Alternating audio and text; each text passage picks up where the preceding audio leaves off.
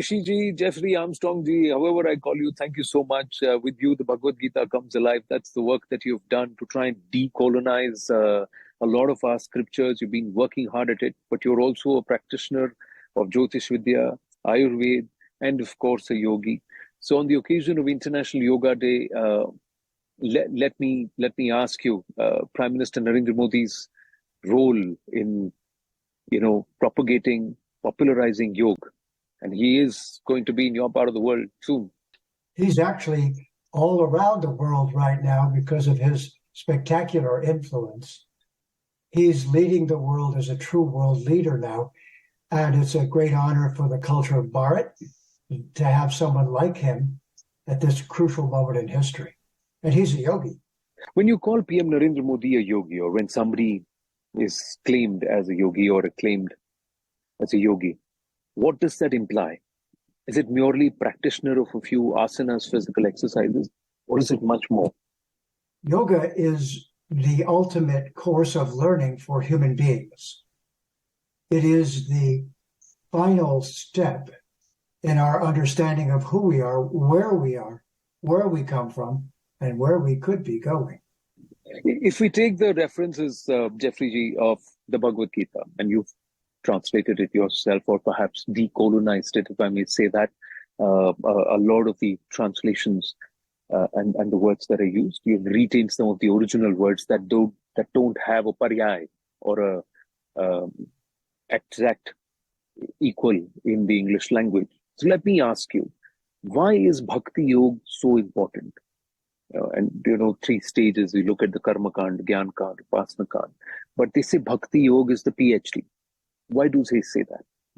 Yes, in fact, in the 3rd chapter of the Bhagavad Gita, Bhagavan explains to Arjuna that there are 4 kinds of yoga.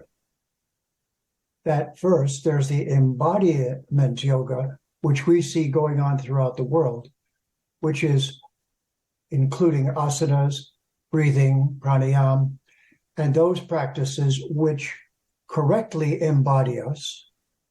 And of those, the 2 that are least understood is breathing and mantra. Because Ashtanga Yoga is a preparation for the yogi to be totally alone in terms of the world and be dialed in directly to the source of existence and to everything. So that yoga has reached the West because especially the ladies weren't being honored the way they should be, and their bodies are more complex. So they intuitively took to Ashtanga Yoga as a tool of re-embodiment. And now they're also moving on to the enlightened stages of that same practice. And then at that point, they diversify into the Jnana Yoga or Ashtanga, the Sankhya Yoga, and then the Karma Yoga, which is activity in the world in the right consciousness, and then the final ultimate PhD yoga, Bhakti Yoga.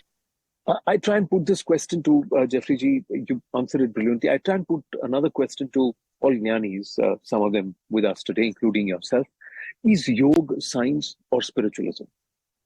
Well, my friend, spirit is a very vague word in the English vocabulary. So let me substitute something else for it. Is it self-realization? And if so, where could that lead us? So this is where the Bhagavad Gita comes in again. I think of it as the user's manual for yogis, because all the 4 yogas are described in it. And because it was given at the beginning of Kali Yuga, 7,000 years ago, according to recent scholarship, and it was an avatar of the Supreme Being Bhagavan, who left behind a user-friendly user's manual for human beings, so that no matter how difficult the world got, they could still achieve self-actualization, know who they are, and have the ability to direct themselves toward the ultimate destination. Yoga is a science to self-realization. Is that the right way to call it? Is that an apt way to call it? I would say that's a very universal way to call it. I would also say that it is the science that takes us beyond being limited just to the temporary world, living in a temporary body. And it gives us our individuality back, but as an immortal being rather than just a temporary being. But here's the thing, Jeffrey ji, the moment there's a push for yoga, or say the Bhagavad Gita, or Sanskritam, the base language of it all that, everybody agrees, we need to learn. There seems to be a resistance. The interpretation is political, saying the agenda is Hindutva. But do you believe that the nation and people, polity, everybody needs to look beyond that and go back to Sanskritam? Well, they think that we're only right-handed, but we're actually ambidextrous. We actually, that's what this means. This means I'm not the right or the left. I'm for that which is always true. So, yes, of course, all the political parties make up stories about each other for their particular agenda and the angle they're coming from. But the politics that, as we know it right now, is left over from the colonial era, and it's still about exploiting the planet rather than cooperating with everyone and seeing them with the eyes of respect, of namaste. That is what will take us beyond politics, skin color, gender, all of it. Because all of those superficial distinctions are what the wars have been about, what the fighting has been about. So, of course, they start going down that road. But we who know Sanskrit and who know the Vedas simply say to them, you're just trying to twist this. And we have a term for that. Yogas chit vritti nirodha. Twistedness is a vritti, and yoga promises to remove it and bring you back to Dharma, where you cooperate with Mata Bhumi. And guess what? Bhumi gave us the word humus and human. Humus.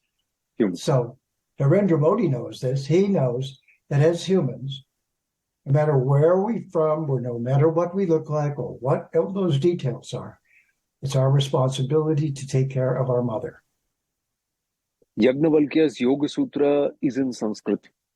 And do you believe that for the greater good of humanity, Bharat needs to go back to Sanskrit or Sanskritam so that they can further greater understand its own knowledge? You know, Anand, that's really the heart of the matter. That's very insightful of you, because this is what the Avatar came for 7,000 years ago, to leave behind a brief message, 701 verses, that anyone can approach and use to reorient themselves. I like to call it that way. India is the capital of the Orient, if you will. So they need a reorientation. And that is to see the long view rather than the short view. To not view ourselves as the selfish, needy, grabbing, and colonizing human, but to see everyone with the eyes of respect. And that can spread for the whole planet. Another person who's doing this very beautifully and dynamically is a lady named Vandana Shiva. I'm sure you know. Yes. Yes, Vandana Shiva, yes. These beautiful voices are coming forth. They're yogis, but they're karma yogis too. They're participating in the world and leading it to seeing everyone in the right way. This is actually the adjustment, to see all living entities as Atmas in a body, and to see Mata Bhumi as our mother, and to be human beings with the correct agenda in relationship to each other and Mata Bhumi, and that is sustainability. That is a planet that is healthy for generations to come. Why make children if you won't take good care of them? Thank you so much, Jeffrey Armstrong ji.